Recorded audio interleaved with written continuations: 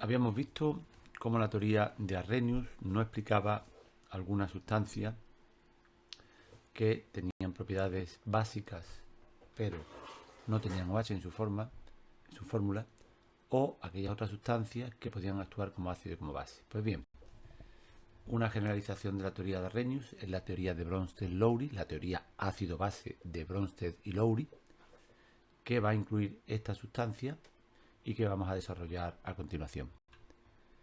Vamos a decir lo siguiente: el ion H+, el protón, se va a encontrar asociado a una molécula de agua. Esto es lógico porque un protón pues no va a estar solo, el protón no va a estar solo en un medio en el que hay muchas moléculas de agua, sino que lo normal es que si el agua tiene pares solitarios, la molécula de agua, bueno, pues interaccione con el hidrógeno y se forme lo que se llama el anión hidrogenión.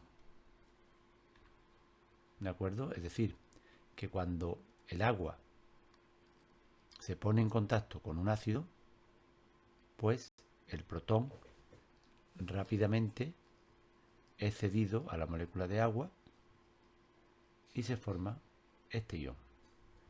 Luego, lo que ocurre en esta reacción, en la que, claro, el protón este no va a estar solo en el agua, sino que está unido, asociado a una molécula de agua, y por lo tanto podemos decir que el ácido le ha transferido un protón a la molécula de agua. Realmente lo que ha ocurrido no es que haya soltado un protón, como decía Arrhenius, sino que el protón ha pasado de estar con el ácido a estar con el agua. De estar con A ha pasado a estar unido a la molécula de agua. Se ha transferido un protón desde el ácido hasta la molécula de agua. Podemos definir a los ácidos como las sustancias que ceden un protón. ¿A quién? Pues al disolvente. Ceden protones al disolvente y por eso son ácidos. Claro, si miramos el argumento al revés, diremos entonces una base, ¿qué es?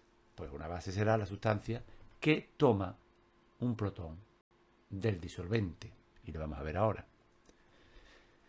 Aquí tenemos la molécula de agua, que sería nuestro disolvente, y aquí tenemos una base. ¿Qué va a ocurrir? Pues que se va a transferir ahora el protón al revés. Se va a tomar un protón del agua. La base arranca un protón del agua y se convierte en BH+. Curiosamente se ha generado un OH. Luego las bases son bases de Arrhenius si tienen OH en su fórmula y lo sueltan en medio, o son bases de Bronsted y Lowry si arrancándole un protón a la molécula de agua dejan libre un OH en el medio. De las dos formas, el OH aparece en el medio y aparecen las propiedades básicas, que serían las propiedades derivadas de la existencia de este anión hidróxido. Se generan hidroxilos o hidróxidos, como ocurría en la teoría de Arrhenius. Vamos a hacer las definiciones correspondientes. Decimos que un ácido es una sustancia que en disolución cede protones al disolvente y por tanto una base será la sustancia que en disolución toma protones del disolvente. Ahora esta definición es independiente del disolvente. Incluirá sustancias básicas que no contienen OH y también veremos cómo explica el comportamiento ácido y base a la vez.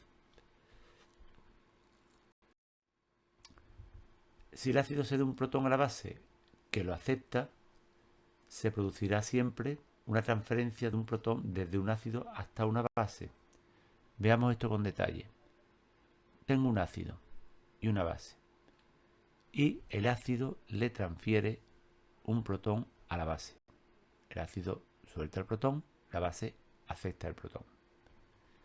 Si vemos esta reacción ahora, la misma al revés, podemos ver cómo ahora, mirándola, esta es la misma de antes, si la miramos al revés, ahora esto sería un ácido, porque al revés le cedería a la base y la convertiría en ácido. Es decir, mirando la reacción en un sentido o en otro, tendríamos un ácido aquí que tiene el protón, otro ácido aquí que tiene el protón, una base que es capaz de tomar el protón del ácido y otra base que es capaz de tomar el protón del ácido. Luego la reacción me está dando dos sustancias que podríamos llamar un par. Este sería un par, este sería otro par. Vamos a verlo. Un ácido 1 más una base me da la base 1 más el ácido 2. Aquí lo hemos llamado número 1 y 2, pero realmente esta sería la misma sustancia con protón y sin protón. Y esta también sería la misma sustancia con protón y sin protón. Podemos definir los pares ácido-base de la siguiente manera. Un par ácido-base sería las dos formas, una con protón y otra sin protón, de la misma sustancia, y la escribimos de la siguiente forma. Ponemos primero la sustancia con el protón, la forma ácida de la sustancia, y después la sustancia sin el protón, la forma básica de la sustancia. Es decir, escribiríamos AH, A-, este sería la forma ácida de la sustancia A, y esta sería la forma básica de la misma sustancia cuando ha aparecido el protón. También lo podemos hacer del número 2, forma ácida barra forma básica. Por ahí tenemos la forma ácida con su protón de más, siempre la forma ácida va a tener un protón, y la forma básica va a ser la misma sin el protón. Hay que tener en cuenta que las cargas hay que balancearlas porque el protón sale con su carga positiva. Luego, cuando sale el protón, la sustancia de la que sale pierde una carga positiva. Hay que tener esto en cuenta. Los ácidos polipróticos pues también existirían en esta teoría y podrían funcionar de la siguiente manera. El ácido sulfídrico con una molécula de agua pues daría lugar a la transferencia de un protón, luego obtendríamos HS- más H3O más. Análogamente después esta sustancia podría desprotonarse en una segunda reacción, en una segunda transferencia de protones, es decir, ahora le transferimos otro protón al agua, el segundo, y obtenemos sulfuro. El ácido fosfórico también podría transferir al agua sus 3 protones. En primer lugar, transferiría un protón.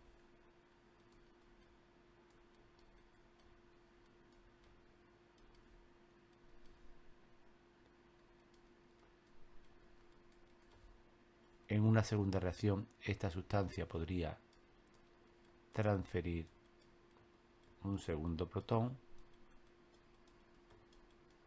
Aquí transferimos un segundo protón, por lo tanto, al perder aquí un segundo protón, tendremos dos cargas negativas.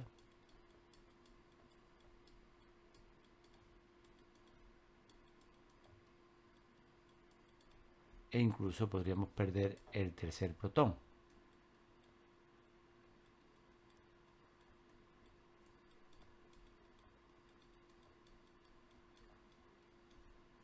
Aquí perderíamos los 3 protones, luego me quedaría el anión fosfato H3O+.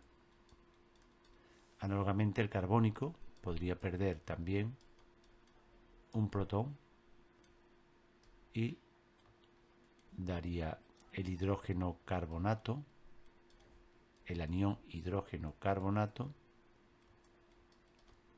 y en una segunda desprotonación, una segunda reacción con agua, pues daría lugar al anión carbonato.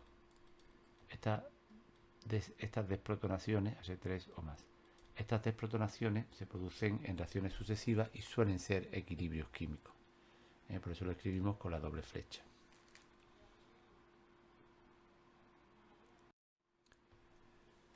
También esta teoría permitía estudiar a las sustancias anfipróticas, es decir, las que pueden comportarse como ácido y como base a la vez, porque son capaces de ceder un protón y a la vez son capaces de aceptar un protón.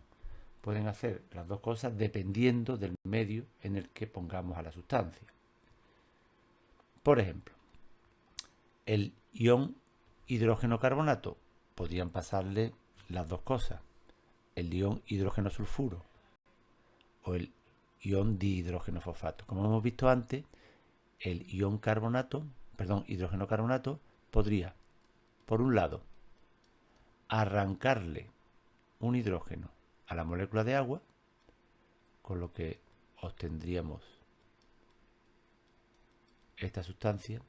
Aquí actuaría como base, o bien el mismo hidrógeno carbonato más una molécula de agua, vamos a ponerlo por aquí, vamos a ponerlo aquí, HCO3 menos, más una misma molécula de agua, podría ahora, en vez de arrancarle, cederle este hidrógeno, cedérselo a la molécula de agua, dando lugar al ion carbonato,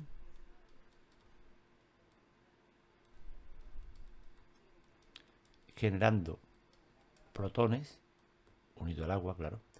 Luego actuaría como ácido. Podemos hacer lo mismo con el hidrógeno sulfuro, que con agua podría arrancar un protón